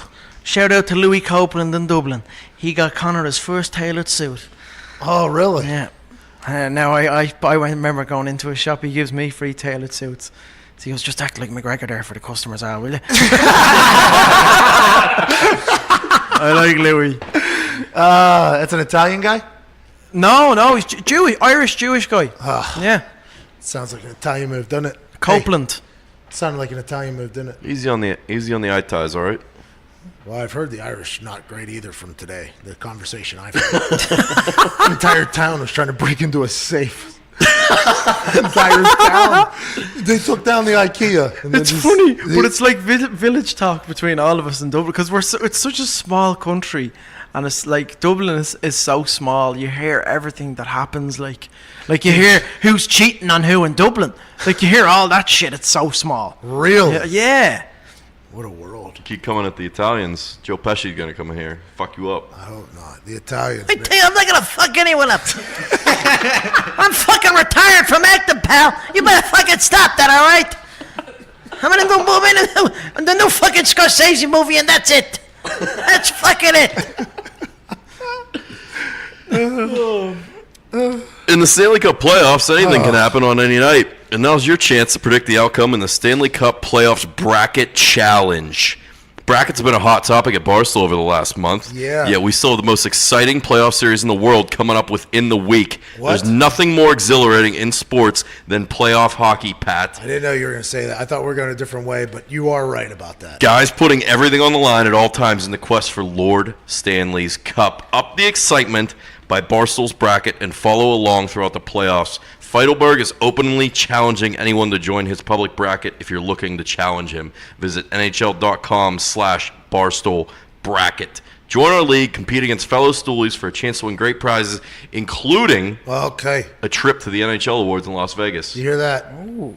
Who do you think will win? Visit NHL.com/Barstool Bracket. Submit your picks today. The Penguins in 6, Let's back go, to Pens. back to back. Let's go, Pens. Let's go. Let's go, Pens. Are the Blackhawks still a good team? Nah. No. Gone. Gone. Finished. You watch hockey over there? I actually I lived in Chicago for 3 months 5 years ago. It was a student exchange. And we were there when the Blackhawks They were hot. won. That was a good run. Yeah, it was Patrick Kane. Oh, yeah. Patty Kane. Yeah, is he still? He's good. Yeah. Yeah. Sidney Rest of the team, Crosby, not you so ever heard much. of Sidney Crosby? No. Yeah, just There was Jonathan Taves. Yeah, he's okay. Yeah. Yeah, he's not bad. He's like good at hockey compared to like us. Yeah. But then you like compare great him to player. like Sidney Crosby, it's like, yeah, he's terrible. Yeah. You know what I mean? And then we weren't there before. Well, I mean, we would have loved to have been there for the Cubs winning the World Series. That would have been quite special. Let's go Reds. Big Reds fan. You're a Reds fan? I don't know any baseball. I was in Chicago. Listen, I know less than you do. You should know what. Yeah, listen, I'm just a Reds fan. I bleed red. I have a friend who plays for him. I know nothing about baseball. I'm playing in a professional game June 21st. Playing. I've never played baseball a day in my life. Never once. Never. I'm a big fan, though. Big fan. Big fan. Spring is right around the corner. And MVMT is dropping all new sunglasses to get you ready for the warmer weather. We just got our go-to shades for it all.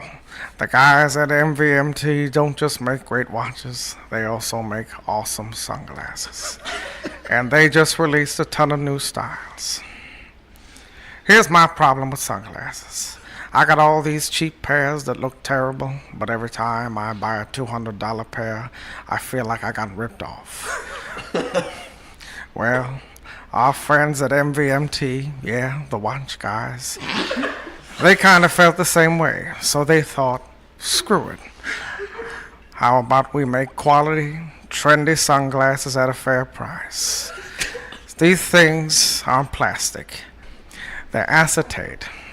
You can get them polarized, and they start at just $70. These are seriously my go-to shades. These are high-quality, premium acetate frames. No cheap plastic here. You gotta see these. They have lots of styles to choose from. Classic, trendy, round, aviator, mirrored, polarized. For him and for her. You're sure to find the perfect pair. Get 15% off today with free shipping and free returns by going to mvmt.com/McAfee. You know MVMT for how they've revolutionized the watch industry. Now's the time to check out their sunglasses. Go to mvmt.com/McAfee. What? What's my name, Wale? But they keep You better saying join that. the goddamn movement. You nailed it. Did I get it? Yes. Incredible. I appreciate it, buddy. All right. That's it. Hashtag Endgang. Hashtag Endgame. Send us a tweet of any of the GIF of any of the characters that Al at Impressionist Al. I do Kim Kardashian, by the way. That's the. It's amazing. It's incredible. It's really amazing to be here. Are the Kardashians big in over there? They're huge. No, Pat, they're fucking huge. Really? They're like astronomically big. Just recently or for like the last 10 years? Forever. No, seriously, my girlfriend watches it like on repeat Is constantly. it new or is it old to you guys? I'd say they've been big the last 6-7 years. Oh, they're just hitting in stride. Europe. Just wait. You got like another 10 years. That's why all them babies are coming up. No. Are you a Bruce Jenner yet, or is Bruce Caitlyn I yet? can do Caitlyn. I just feel great. I feel alive. It's really great to be here. It really is. You know, I just feel amazing. It's just really great. You know, they've been really supportive of me, and I feel just fantastic. Thank you so much for having me, Pat. It's just amazing. At Impressionist Al, God, you've been hilarious, man. Thank you so much for coming. I appreciate you. Thanks, guys. What do you have all weekend? You have nothing. I have nothing on all weekend. I'm going to enjoy this sacred weekend, this WrestleMania weekend. Hopefully a surprise appearance from The Rock on Sunday.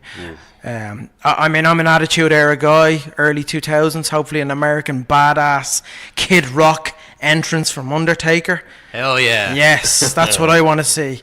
I just want to see AJ and Shinsuke. That's going to be some match.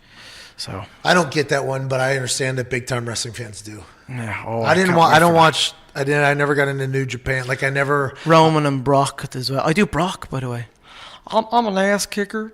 I'm gonna beat his ass really bad. I may sound like I may look like a goddamn fearful bastard in there, but I'm gonna go in there and beat his ass. I'm gonna go right back to the UFC and dominate that damn company. How about him just deciding he wants to go be a professional mixed martial art, and then he becomes the heavyweight champion? That's what happened before. And everybody's like, he was a terrible fighter. He won't do shit. Stipe's too good. And if I decided to move up weights, he wouldn't do shit. Even though I'm 5'9". All right, let's get out of here. From at Ty Schmidt, at Barstool Robbie. No. At Robbie Barstool. Correct. At D. Jeff Vibert. At Evan Foxy. At Nick Moraldo. And at Impressionist Al. We appreciate you so much for spending this Friday with us. I hope you have a great day. This is going to be fun. Tomorrow night, NXT TakeOver pre-show. I'm on. You should be on there. I couldn't even fathom if you and me were on a panel together what would come out. I just enjoy poking the bear. Hang on, you're on the NXT on Saturday. I'm at NXT. I'm going to the NXT show on Saturday. Yeah, I'm at the pre-show. I'm on the panel at the pre-show. Oh, no way. Yeah. I'll be there. Yeah, you should come. You should come. Who's going to be there? Booker T, Shawn Michaels? No, that's Sunday. That's Sunday. It's yeah. me, Charlie Caruso, and Sam Roberts. Okay. I don't know. I never met Sam Roberts. Pronounced my name wrong today, just like you. Well, if you need in-depth analysis from Robert De Niro, An impressionist is such a weapon. It is such a weapon. It is. It really is. It's so like it's why you're going to be a monster just because. I hope so. You are. You just got to keep working. Do you know what I mean? That's what I did. I these impressions. I mean, 6-7 years ago weren't up to scratch like they are now. So for anyone that's doing this at the moment, if you're impersonating Trump or if you're impersonating McGregor or De Niro, keep going at it. Keep going at it, and don't just accept what it is now, because it is. It's becoming such a trend. There's a lot of impressionists. Because it's coming a up. craft. It's a craft. You got to Yeah. hone your craft. Yeah, it truly is. Saturday Night Live in the next 15 years is going to be. I mean, you saw Jay Farrow. I can't believe he's not even on Saturday Night Live anymore. It shocks me because he's one of the best impressionists I've ever seen. You know, He had a good Jay-Z that he would just bounce in and out of. oh, his Eddie Murphy, his Will Smith, Ugh. his Denzel. I do Denzel, not as good as him. You okay? That's why you all better see though. That's why you all better talk about that. Okay, you're gonna be on the NXT pre-show. That's why I'm looking forward to that. Okay? That's why I'm looking forward to that. It's gonna be a great show. That's right. Every last ounce of air Denzel uses. I'm done. That's me done now. Finished. I'm all now for the night. You should. You tip the waitress. That was incredible. All right. Yep. That's a show. McAfeeBlockParty.com. And have a great weekend. Have an incredible weekend, actually. From the Masters to WrestleMania weekend, NXT TakeOver, Hall of Fames tonight. Life is good. I hope yours is as well. Ty Schmidt, hit the music.